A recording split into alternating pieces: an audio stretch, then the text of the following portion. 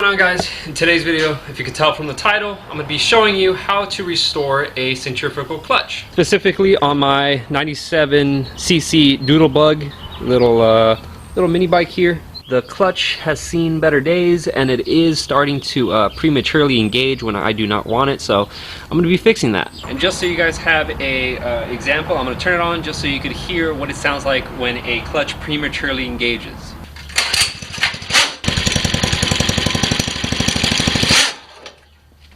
Alright, so obviously the first step is to take off the clutch. That means take off the chain tensioner.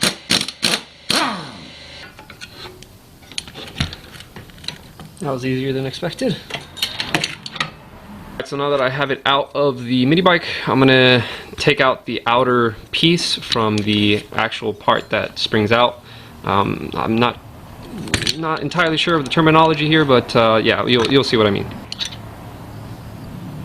So before I continue on, I'm actually going to draw out the centrifugal clutch and show you guys exactly why it is that I'm doing what I'm doing. If you don't want to watch this and you already kind of understand how the centrifugal clutches work, go ahead and skip to this part of the video. But if you want to stay, go ahead and stay. So I drew out a crude example of what a clutch is. This green part right here is the outer diameter, which is actually what has the sprocket on that drives the go-kart or a mini bike, whatever it is that you have. And the inside here, this is the clutch plates, the spring, and then the piece that connects to the output shaft of the engine. So that's that piece right there. And then the green part is this piece, which actually sits on top of the springs or the clutch plate. Okay, so now that we got that out of the way, let's talk about how the clutch works. So like I said, this piece, the purple, the red, and the blue, is actually what connects to the output shaft. This green piece is actually what connects to the piece that we just connected to the motor. So what happens when you're idling, this spring keeps these clutch places in place and does not let them contact the output diameter here. So what happens when you give it a little bit of gas, these clutch plates actually expand outward, all of them, and make contact with the outer diameter, giving you the energy to go forward. And then vice versa, when you let go of the gas, these things contract and then you no longer have power to the wheels. Now that we got that out of the way, why does it prematurely engage? Now, believe it or not, I've had brand new clutches have the same issue. And one of the biggest main reason, and the reason why brand new clutches have the same issue, is because the lack of lubrication. So, like I said, these things expand outward, so that means that there's friction on the spring. If there's friction on the spring, or too much friction on the spring, what could happen is one of these little clutches could expand outward when you don't want it to, leaving just one to be making contact while the rest are still contracted. Brand new clutches sometimes don't have enough lube, and specifically in our case, like this one, I don't know how old this clutch is, but I could only assume it's pretty old.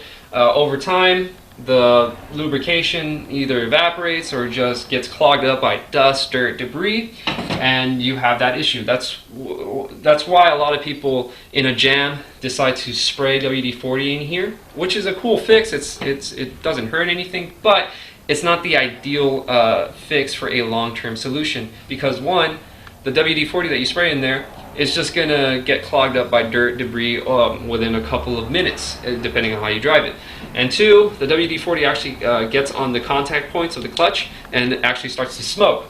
I don't have to tell you, but inhaling smoke is pretty bad. So that's one of the reasons. Another reason is that over time, just like disc brakes on a car, with the constant friction that this is giving the outer diameter, there's a lot of heat that goes through here. That's why you never want to touch these things when you're done riding, because it's super hot. With that constant heating, cooling, this actually gets warped. So this piece actually becomes warped like that. And same thing, when this is spinning, all it takes is one of the clutch plates to be lifted just a hair up where it's not supposed to.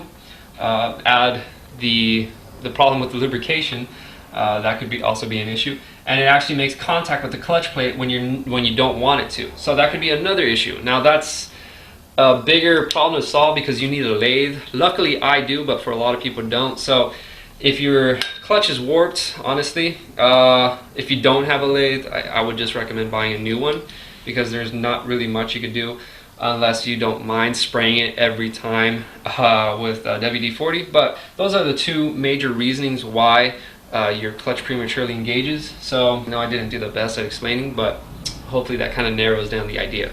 Alright, so continuing on with the disassembly, I'm done with this part. All I gotta do is this part. I is here to take off that inner spring. This one's kind of bigger of a challenge because it's kind of recessed, but we get it.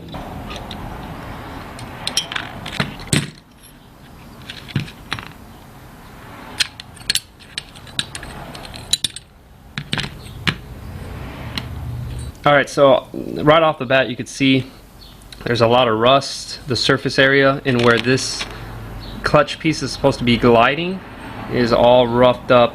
There's a lot of rust, there's a lot of impurities, so right off the bat you could already tell that it's a lubrication issue. And also the spring, it's seen better days, but nothing too serious. It could still be fixed, so we're going to be doing that now. Alright, so there's a couple ways you could clean your parts here. Is one, using a wire wheel such as this one, a sandblaster such as this one. This one's awesome. It cleans really well, and it also gets into the crevices. And if all else fails, you could always use a drill and a little wire wheel adapter. You could get a kit of these things at Harbor Freight for like $6. And it's pretty much like the bench grinder. Is you just... So this is the state that all the pieces are in before sandblasting, and this is after. And then this is how everything looks after it's been sandblasted. Now, obviously it's bare metal. I'm not going to leave it like that. I'm actually going to be painting it, but I'm not going to be using regular paint. I'm going to be using high temperature caliber paint. This one in particular is 900 degrees Fahrenheit. So that means that it could withstand 900 degrees. So I'm going to paint it, but I'm going to be careful where I paint it now, because as I said, right here is where the clutch pieces actually make contact, so I obviously don't want to paint right here, because then the paint's going to get in the way and it could get gunked up and I could actually have more issues than I already have. So I'm going to be careful there. I'm also going to be careful right here, because this is also where the clutch pieces actually rub. They go engage, disengage, engage, disengage. So I don't want to put paint here too. I'm just going to be using masking tape to kind of protect it. So yeah, be careful where you do that. But before I actually paint it, I'm actually going to be getting the spring, and it's actually rusted inside the spring. You can't really see it on camera. So what I'm going to do is I'm actually going to give this an oil bath. And what that means is I'm actually going to get a little container, such a little magnet holder here. I'm going to place it at the base, and I'm just gonna squirt WD-40. This paint that I'm gonna be using is gonna take some time to dry, so I'm actually gonna give it 24 hours to fully cure.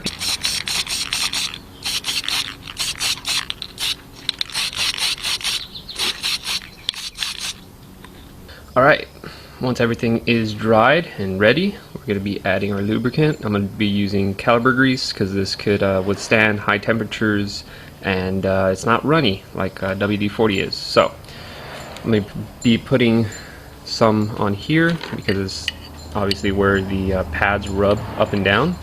I'm going to be putting some on the side because they obviously rub on each other, as well inside this little groove where the spring sits. Pretty much in this situation, lube is your friend everywhere except on the rubbing pads, because that's where you need grip. So let's get to it.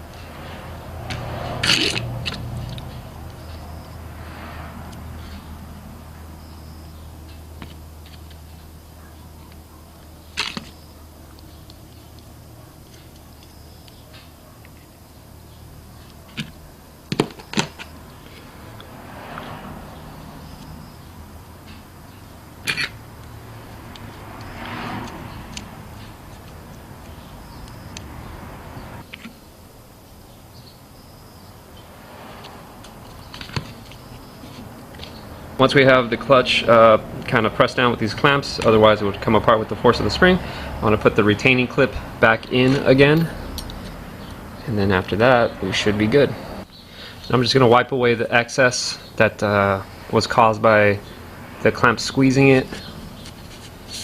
I'm actually going to be doing this quite a bit just to make sure 100% that no grease is on here. I'm actually going to hit it with a carb cleaner, because even though you do wipe it off with a dry rag, there is some residual grease, very thin layer, that could still mess up your clutch. So be wary of that.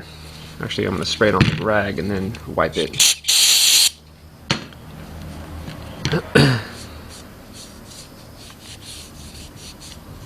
And another thing to know, I like using brake caliber grease instead of just regular grease, because since this is meant for brakes, I can only assume it's formulated to work with dust, brake debris, dirt, grime, pretty much anything this could withstand, whereas regular grease kind of gets clumped up with dust and it's just all types of bad. So I just feel better using that, and it's never let me down.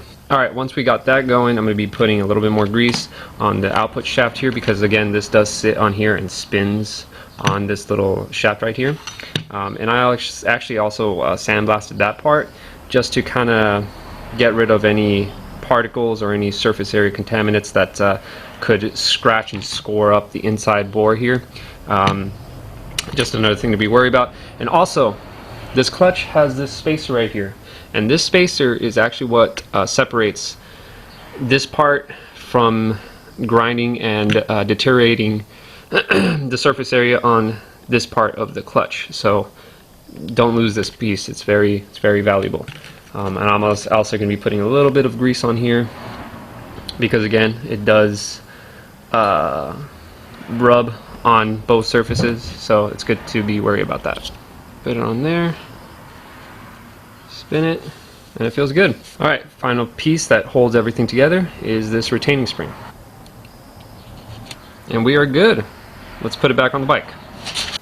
Another tech tip that I've kind of realized myself is putting grease on the output shaft is actually a good idea, even though it's not really necessary because nothing rubs on the output shaft. One reason, over time, if there's rust that accumulates here in between the output shaft and the clutch could actually become seized on there. And if you ever want to replace this or fix the engine up or do whatever, it's going to be really hard to take it off. So I always like to put a very thin layer of anti-seize just so that doesn't happen.